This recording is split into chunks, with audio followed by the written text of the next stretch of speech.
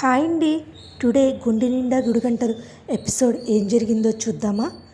ఏంటమ్మా అస్తమాను ఏదోటి తిని అంటూనే ఉంటావు నా భార్య ఎంత బాగా చేసిందో, అయినా సరే ఏదోటి అంటున్నారేంటి ఈ పాలరమ్మ నువ్వు? ఏంటండి నేనేమీ చేయలేదండి, ఉన్న క్యారేజీ తీసుకొచ్చాను అంతే. ఆ క్యారేజీ వాళ్ళ అమ్మ కట్టుకెళ్ళిపోయిందో ఏంటో, కావాలని బయట నుంచి తీసుకొచ్చింది. బిల్లు చూడరా అంటే ఈ బిల్లు నాది, నేను తిన్నది. అసలు దానికి మీనాకి సంబంధం ఏంటి? ఓ పార్లరమ్మ, ఓ రెచ్చిపోయావు కదా ఇందా నుంచి, ఏం మాట్లాడవే అని చెప్పేసి అనేసరికి ఏమీ మాట్లాడకుండా రోహిణి అలా ఉండిపోతుంది. ఈ లోపల ఫోన్ వస్తుంది.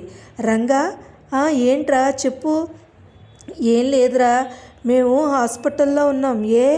మీ చెల్లి బంగాళా బహుబో అని ఏదో చేసింది, అది తిన్న మేము హాస్పిటల్లో ఉన్నాము. చెల్లెమ్మ కూడా తింది, ఎలా ఉందా అని. అదిగో దానికే ట్రై చేస్తుందిరా, హాస్పిటల్ తీసుకెళ్ళాలేమో, వాంతులు చేసుకున్నట్టుందంటే. అవునా, సరే అయితే అందుక ఇంత ఇలాగ అవుతుంది అని చెప్పేసి, సరే అయితే రంగా నేను మళ్ళీ చేస్తానని ఫోన్ పెట్టేసేసరికి అదన్నమాట అసలు విషయం. కామాక్షి ఏదో వండితే అది తిని అలా మాట్లాడుతుంది, అంతేగాని నా భార్య చేసిన వంటకి కాదన్నావు. అది తెలుసుకుంటే చాలా మంచిది అని అనేసరికి రోహిణి వెళ్ళిపోతూ ఉంటుంది. ఏంటి రోహిణి వెళ్ళిపోతున్నావు అని చెప్పేసి మీనా అడుగుతుంది.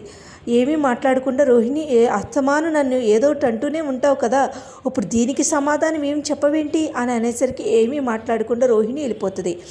అలాగే ఎవరైనా సరే నా భార్యని అన్నారంటే ఊరుకునేది లేదు అని చెప్పి బాలు అనేసి వెళ్ళిపోతాడు. ఎవరి కాళ్ళు వెళ్ళిపోతారు. వెళ్ళిపోయేసరికి అనవసరంగా కామాక్షి పెట్టింది తిన్నాను, లేకపోతే నేను హాయిగా ఉండేదాన్ని, ఇప్పుడు హాస్పిటల్కి వెళ్ళాలో ఏంటో అని చెప్పేసి అనుకుంటూ ఉంటే ఈ లోపల మనోజ్ పడుకున్నవాడికి మెలకు వస్తుంది. ఒక కలలాగా వచ్చేసరికి వాళ్ళ అమ్మకి ఫోన్ చేసి, అమ్మ టెర్రస్ పైకి రా అమ్మా అని చెప్పనేసరికి, ఏంట్రా నీ గోల ఏంటి చెప్పు. ఏమీ లేదమ్మా, నన్ను ఎవరో చంపేస్తారంట, రోహిణిని మేడపై నుంచి దోసేస్తారట అని అనేసరికి, ఏంట్రా నువ్వు దిక్కుమాల మాటలు మాట్లాడుతున్నావు, దరిద్రుడా, పనికి మాలినోడా, ఎప్పుడు చూసినా ఏదోటి అంటావురా. అది కాదమ్మా, నిన్న షాప్లో ఉన్నప్పుడు ఎవరో ఒక అతను వచ్చి ఒక లెటర్ ఇచ్చి వెళ్ళిపోయాడు, చూడు చదువు అని చెప్పేసి అనేసరికి, ఎవరో కావాలని దొంగలు అయ్యుంటారా, అంతే తప్ప ఏమీ కాదు అని చెప్పేసి అన్నా కూడా, అయినా సరే వాళ్ళ అమ్మని మనోజ్ ఏదోటి భయపెట్టిస్తూ ఉంటాడు. భయపెట్టేసరికి ఏం చేయాలో తెలియక ప్రభావతి అయ్యి బాబోయ్ ఏంటో బాబోయ్ అనుకుంటూ ఉంటుంది. ఈ లోపల ఎవరో వస్తున్నారని చెప్పేసి, దొంగ అయ్యి ఉంటాడని చెప్పి ఇటుక పట్టుకో అమ్మా అని చెప్పి ఇటుక పట్టుకుని ఇలా కొట్టబోతానికి వెళ్తూ ఉంటే కరెక్ట్గా అక్కడికి వచ్చింది రోహిణి. ఈ ఆంటీ నేను అని అనేసరికి, అయ్యో నువ్వు అమ్మ అని చెప్పంటే, ఏంటి ఇక్కడున్నారు? ఏమీ లేదు రోహిణి, ఇంకా మేము జైలుకి వెళ్ళిపోతాం కదా. జైలుకి వెళ్ళిపోవడం ఏంటి? ఇది కాదు రోహిణి, ఇదిగో ఈ లెటర్ చూడు అని చెప్పేసి ఈ లెటర్ ఇస్తే, ఆ లెటర్లో ఏమైంది, ఎవరో వచ్చి నాకు లెటర్ ఇచ్చి షాప్లో ఇచ్చారు, ఇతను ఎంక్వైరీ చేస్తే జైలు నుంచి అస్తమాను జైలుకి వెళ్ళి వస్తూ ఉంటాడంట. అవునా అని చెప్పేసి, ఆ దినేష్ గాడా ఏంటి అని రోహిణి అనుకుంటూ ఉంటుంది.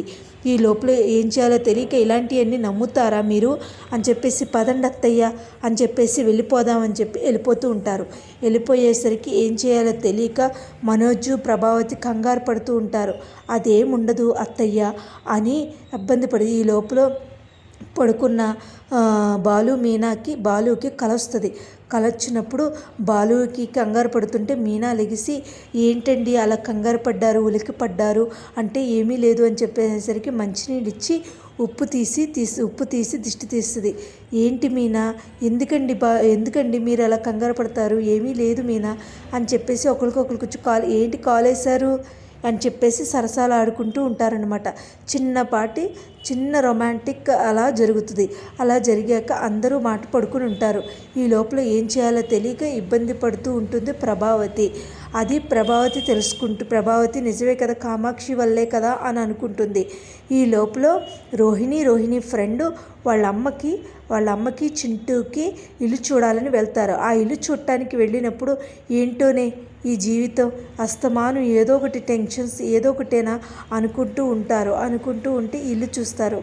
ఏంటి మీరేనా ఉంటారు, ఎవరైనా ఉంటారా అని వెటకారంగా మాట్లాడతాడు ఓనరు.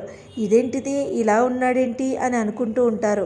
ఇల్లు ఎలా ఉందో చూస్తానండి అని చెప్పి ఇల్లు చూస్తారు. ఇల్లు చూసేసరికి అంతా బాగానే ఉంటుంది, రెంట్ కూడా ఇచ్చేస్తుంది, అడ్వాన్స్ కూడా ఇచ్చేస్తుంది. కానీ ఇల్లంతా బాగానే ఉందే, ఆ ఓనరే నచ్చలేదు అని చెప్పేసి అని అనుకుంటూ ఉంటారు ఇద్దరు. ఇంకేం చేయాలో తెలియక ఏం చేస్తాము, మనకి తప్పదు కదా అని అనుకుంటూ ఉంటారు. కానీ రోహిణి విషయం ఎప్పటికైనా బయటపడుతుందా, బయటపడదా? అసలు ఏంటిది, ఆ చింటూ విషయంలో ఏం జరుగుతుంది? అసలు గుండె నిండా గుడిగంటల ఎపిసోడ్ అయితే పెద్దగా అయితే ఏమీ రియాక్ట్ లేదండి. కానీ ఎపిసోడ్ అయితే జరిగిందంతా ఇవాళ ఇదే. ఇంకా అసలు కమింగ్ ఎపిసోడ్లో ఎలా ఉంటుంది, లేకపోతే ఇలాగే ఎపిసోడ్లు సాగదీసుకుంటారా, లేకపోతే ఇలాగే ఉంటుందా? పెద్దగా అయితే ఈ మధ్యన గుండె నిండా గుడిగంటలు పెద్దగా బాగుండట్లేదు. కానీ ఏం జరుగుతుందో చూడాలి అని అనుకుంటూ ఉంటారు. నేనైతే అలా అనుకుంటున్నాను. ఈ లోపల బాలు ట్రిప్కి వెళ్దామని వస్తాడు. అందరూ కూర్చుంటారు. ఈ బతుకులు మారవు, మనము మారము అని ఫ్రెండ్స్ అనుకుంటూ ఉంటారు.